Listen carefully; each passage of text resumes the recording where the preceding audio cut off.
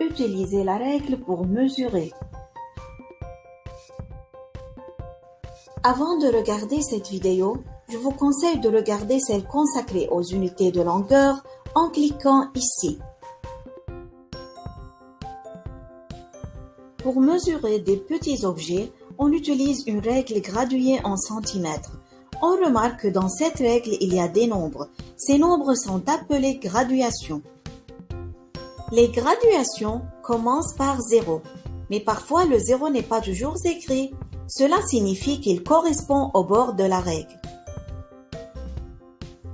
Entre chaque deux graduations, il y a une unité de longueur qu'on appelle le centimètre. Ici, j'ai 1 centimètre. Ici un autre et ici encore 1 centimètre. Maintenant, on veut mesurer la longueur de ce crayon. Il s'arrête à 10, donc c'est 10 centimètres. Mais attention, il faut partir de 0, sinon ce n'est pas une bonne mesure. Comment mesurer la longueur de ce segment? Tout d'abord, il faut savoir que le nombre le plus important sur la règle est le 0. C'est le point de départ de chaque mesure. Pour connaître la longueur de ce segment, il faut bien penser à placer le début du segment sur le 0.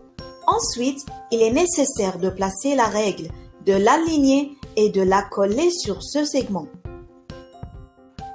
Enfin, il suffit sans bouger la règle de lire la dernière graduation atteinte et le nombre qui correspond. Tu pourras alors lire la longueur en centimètres de ce que tu as mesuré. Donc, ici ce segment mesure 8 cm. Comment tracer un trait ou un segment de mesure 6 cm? Pour tracer ce segment, tu auras besoin d'une règle et d'un crayon bien taillé. Ensuite, il faut bien tenir la règle.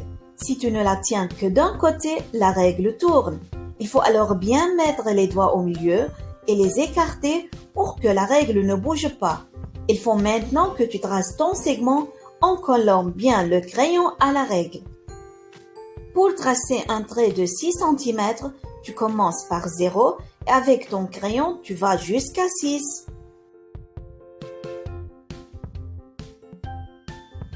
Pour un segment de 10 cm, tu commences par 0 et tu vas jusqu'à 10.